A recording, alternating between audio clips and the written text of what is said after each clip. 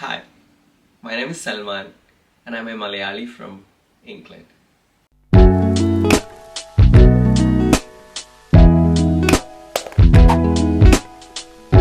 Actually ഞാനൊരു മലപ്പുറം തിരൂർ സ്വദേശിയാണ്. ഞാൻ യു കെയിൽ എത്തിയിട്ട് ഏകദേശം 450 ദിവസമായി. യു കെയിലെ ഇംഗ്ലണ്ടിൽ മിഡിൽസ്ബ്രോയിൽ ഒരു എഞ്ചിനീയറിംഗ് സ്റ്റുഡൻ്റ് ആയിട്ട് വന്നതാണ് ഞാൻ. 2024 ജാനുവരി 27 മാഞ്ചസ്റ്റർ എയർപോർട്ടിൽ വന്നിറങ്ങുന്നത്. അപ്പം അന്ന് മുതൽ ഇന്ന് ഈ ദിവസം വരെ ലൈഫിലൂടെ കടന്നു പോയിട്ടുള്ള ഒരുപാട് സിറ്റുവേഷൻസ് ഉണ്ട്. Like as a international student, as a middle class lower class student, U കെയിലുള്ള ഒരു 90% വിദ്യാർത്ഥികളും കടന്നു പോയിട്ടുള്ളൊരു സിറ്റുവേഷൻ ഉണ്ടാവും. പക്ഷെ ആ സിറ്റുവേഷൻ പലർക്കും ഡിഫറൻസ് ആയിരിക്കും. ഡിഫറെൻറ്റ് ടൈപ്പ് ഓഫ് കഥകളായിരിക്കും അവർക്ക് ഉണ്ടാവുക. അവർ വന്നിട്ട് ഇവിടെ വർക്ക് ചെയ്തതും ഇപ്പം എന്ത് ചെയ്യുന്നു എന്നുള്ളതും എന്തായി തീർന്നു എന്നുള്ളതൊക്കെ ഒരുപാട് ഡിഫറെൻറ്റ് സ്റ്റോറീസ് ആവും. ഞാൻ ഇന്ന് പറയാൻ പോകുന്നത് എൻ്റെ കഥയാണ്. ഞാൻ യു കെയിലെത്തിയിട്ട് ഇന്നിപ്പോൾ ഞാൻ ഗ്രാജുവേറ്റ് ആയിട്ടാണ് നിങ്ങളുടെ നിൽക്കുന്നത്. എൻ്റെ ഗ്രാജുവേഷൻ ഔട്ട്ഫിറ്റൊക്കെ ഇട്ടിട്ട് റിയലി പ്രൗഡ്, വളരെ അഭിമാനത്തോടു കൂടിയാണ് നിങ്ങൾ മുന്നിൽ. ഞാൻ ഒരിക്കലും പ്രതീക്ഷിച്ചില്ല യു കെയിലൊക്കെ വന്നിട്ടൊരു ബാച്ചിലറൊക്കെ എടുക്കാൻ പറ്റും.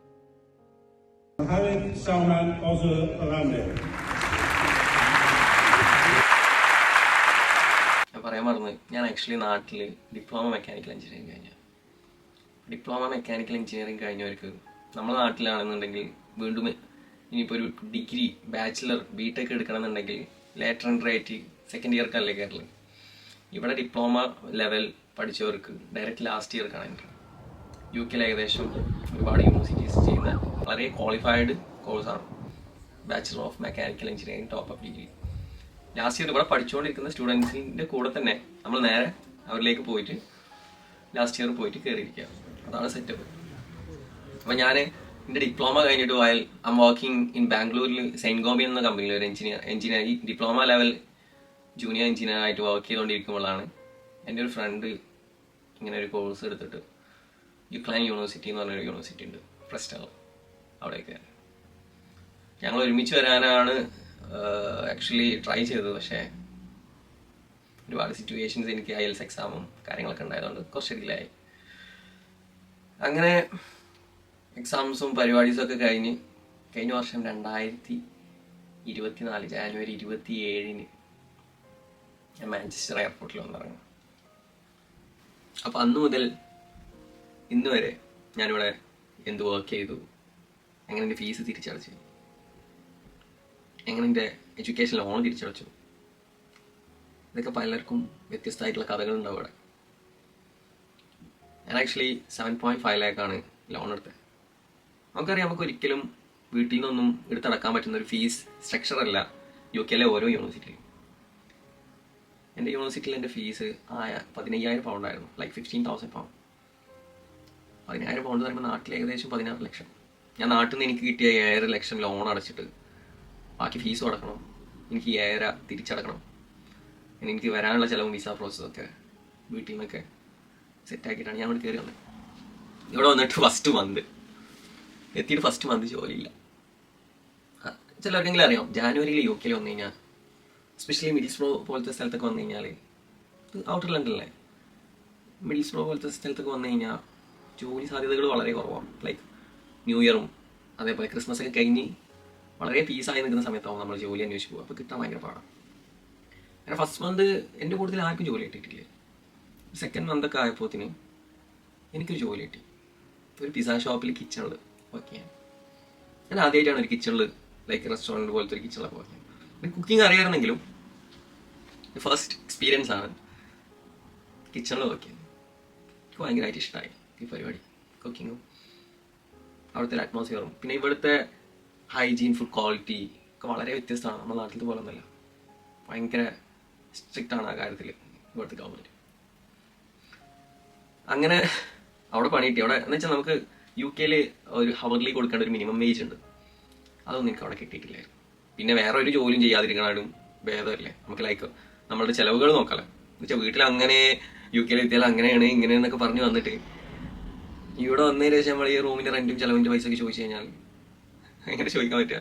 അപ്പോൾ അതൊക്കെ മീറ്റ് ചെയ്യാൻ പറ്റുമല്ലോ, അങ്ങനത്തെ ഒരു സാലറി ഉള്ള ഒരു ജോലിയായിരുന്നു. അപ്പോൾ പിന്നെ അവിടെ കയറി അവിടെ വർക്ക് ചെയ്തു. എന്നും 2 മണിക്ക് ആവും പൂട്ടാൻ. ഒരു വൈകിട്ട് 4 മണിക്ക് തുടങ്ങിയാൽ 2 മണി വരെ. ഡെയിലി പൈസയും അതേപോലെ തന്നെ ഒരു പിസയും തരും, ഒരു 16 ഇഞ്ച് പിസ. ഞാൻ എൻ്റെ ലൈഫിൽ ആദ്യമായിട്ടാണ് തോന്നുന്നു ഇത്രയും പിസൊക്കെ കഴിച്ചിട്ടുണ്ട്. നമ്മുടെ നാട്ടിൽ അത്ര പോപ്പുലർ അല്ലല്ലോ പിസ ഒന്നും. ഇപ്പോഴല്ലേ കുറച്ചെങ്കിലും പിസ ഷോപ്സൊക്കെ വന്നു തുടങ്ങി. അങ്ങനെ അവിടെ ഞാൻ ഏകദേശം 2 മാസം വർക്ക് ചെയ്തു. അവിടെ വർക്ക് ചെയ്തുകൊണ്ടിരിക്കുമ്പോൾ ഞാൻ എന്ത് ചെയ്തു, ഇവിടുത്തെ എക്സ്പീരിയൻസ് ഒക്കെ വെച്ചിട്ട് ഞാൻ വേറൊരു റെസ്റ്റോറൻറ്റ് അപ്ലൈ ചെയ്തു. അവിടെ ഇൻ്റർവ്യൂവിന് വിളിച്ചു. ആക്ച്വലി അതൊരു സൗത്ത് ഇന്ത്യൻ റെസ്റ്റോറൻറ്റ് ആയിരുന്നു, നമ്മൾ മലയാളി റെസ്റ്റോറൻറ്റ്. അവിടെ പോയിട്ട് ഞാൻ ആക്ച്വലി ഇവിടെ എങ്ങനെയൊക്കെയാണ് സിറ്റുവേഷൻ, ഇവിടുത്തെ സാലറി ഇതൊക്കെയാണെന്നൊക്കെ പറഞ്ഞപ്പോൾ അതേപോലെ തന്നെ എനിക്ക് അത്യാവശ്യം കുക്കിംഗ് പരിപാടിയൊക്കെ അറിയാമെന്നുള്ള രീതിയിലായപ്പം അവരെന്നെ അവിടെ പണിക്കെടുത്ത്. അവിടുത്തെ ഷെഫ് ആണെങ്കിലും അവിടുത്തെ ബാക്കിയുള്ള കൊളീഗ്സ് ആണെങ്കിലൊക്കെ വളരെ നല്ലവരായിരുന്നു. ഞാൻ അവിടെ ഏകദേശം 4 മാസം വർക്ക് ചെയ്തു.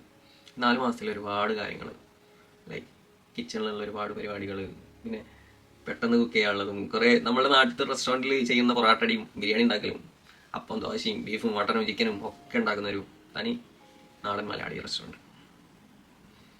അവിടുന്ന് ഒരുപാട് കാര്യങ്ങൾ കിച്ചൺ പഠിച്ച്, ഒരുപാട് കുക്കിങ്ങും നമ്മൾ ഒരുപാട് കാര്യങ്ങളും ഡെവലപ്പായി, നല്ല രീതിയിൽ ഇമ്പ്രൂവ് ആയി. അപ്പം അങ്ങനെ ഇരിക്കുകയാണ് എൻ്റെ ഒരു ഫ്രണ്ട് അക്ഷയ് എന്ന് പറയും, എൻ്റെ റൂംമേറ്റും കൂടി അവൻ, വരും വീഡിയോയിലൊക്കെ അവൻ ഉണ്ടാവും. അവൻ എനിക്കൊരു ജോബ് റെഫർ ചെയ്തു. അവൻ വർക്ക് ചെയ്തുകൊണ്ടിരിക്കുന്ന ഒരു 5 സ്റ്റാർ റേറ്റഡ് റെസ്റ്റോറൻറ്റിൽ. അവനവിടെ ഫ്രണ്ട് ഓഫീസിൽ സെർവൻ്റായിട്ട് വർക്ക് ചെയ്യാം. അവിടുത്തെ ഷെഫ് ഇവനും തമ്മിലുള്ളൊരു കമ്മ്യൂണിക്കേഷനിൽ അവിടെ ഒരു ഷെഫിന് ആവശ്യമുണ്ടെന്ന് പറഞ്ഞപ്പം എൻ്റെ ഒരു ഫ്രണ്ട് ഉണ്ട്, അവൻ ഷെഫായിട്ട് വർക്ക് ചെയ്യാമെന്ന് പറഞ്ഞിട്ട് ആണ് എന്നോട് പരിചയപ്പെടുത്തുന്നു. ഞാൻ അവിടെ ട്രയൽ ഷിഫ്റ്റിൽ പോയി. ഇവിടെ ലീഗലി എങ്ങനെയാണെന്ന് വെച്ചാൽ ഒരാളെ പണിക്കെടുക്കണമെങ്കിൽ റെസ്റ്റോറൻറ്റ് പോലത്തുള്ള ഫേമിൽ പണിക്കെടുക്കണമെന്നുണ്ടെങ്കിൽ 2 അവർ പെയ്ഡ് ട്രയൽ ഷിഫ്റ്റ് വിളിക്കും. നമ്മുടെ പെർഫോമൻസും വർക്കൊക്കെ നോക്കിയിട്ട് അവർ എടുക്കണമെന്ന് തീരുമാനിക്കും. ഞാനിവിടെ രാവിലെ വന്ന ഉള്ളി കട്ടയിലും പരിപാടിയൊക്കെ ഇല്ലായിരുന്നു ഈ മലയാളി റെസ്റ്റോറൻറ്റിൽ. അവിടെ എൻ്റെ കിച്ചണിലുള്ള നൈഫ് സ്കില്ലൊക്കെ നല്ല രീതിയിൽ ഇമ്പ്രൂവ് ആയിട്ടുണ്ടായിരുന്നു. ഞാൻ അതൊക്കെ വെച്ച് നല്ല രീതിക്ക് 2 മണിക്കൂർ അടിപൊളിയിൽ വർക്ക് ചെയ്തു. ആ ഷെഫിന് നല്ല രീതിയിൽ ഇമ്പ്രസ്ഡ് ആയി.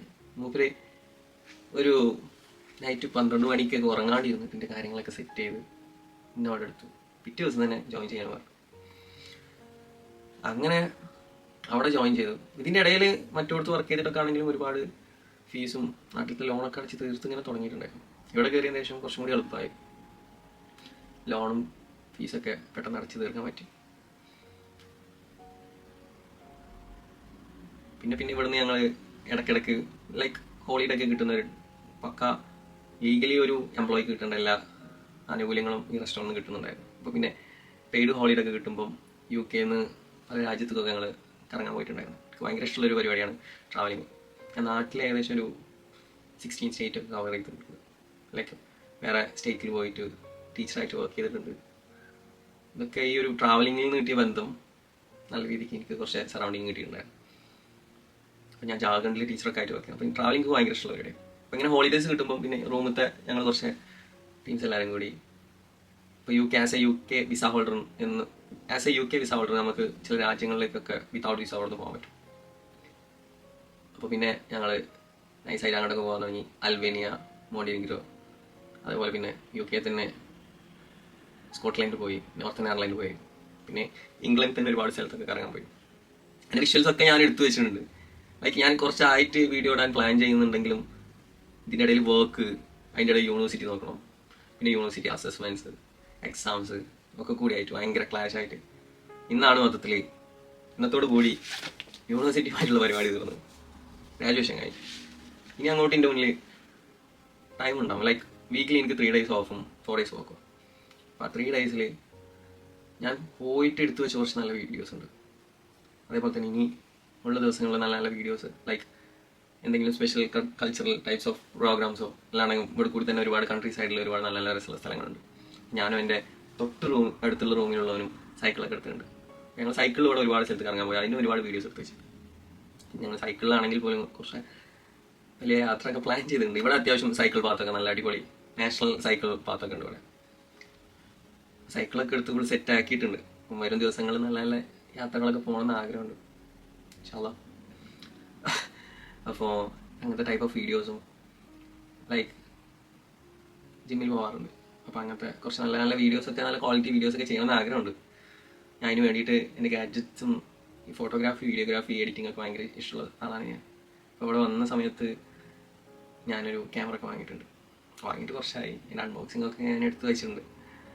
അപ്പോൾ ഇനി വരുന്ന ദിവസങ്ങൾ കുറച്ച് നല്ല ക്വാളിറ്റി നല്ല നല്ല വീഡിയോസ് ചെയ്യാൻ ആഗ്രഹമുണ്ട്. നിങ്ങൾ എന്താണെങ്കിലും ഞാൻ വീഡിയോസ് ഇടുമ്പോൾ എങ്ങനെ ഉണ്ടെന്ന് സത്യസന്ധമായിട്ട് അഭിപ്രായങ്ങൾ അറിയിക്കണം.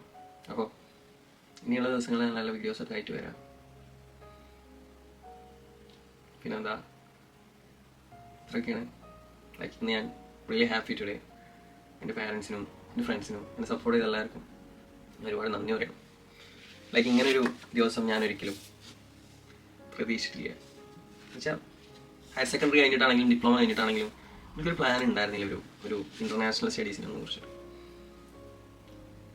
പെട്ടെന്ന് അങ്ങനെ ഒരു ചിന്ത വന്ന് വർക്ക് ചെയ്ത് കൊടുക്കുമ്പോൾ അങ്ങനെ കയറി വന്ന് ഇപ്പോൾ ഗ്രാജുവേറ്റഡായി ആ പരിപാടിയിലൊക്കെ പങ്കെടുത്ത് ഇവിടെ വന്ന് നിൽക്കുമ്പോൾ ഒരു എന്താണെന്നറിയില്ല, ഒരു ഭയങ്കര പ്രൗഡ് തോന്നുന്നു.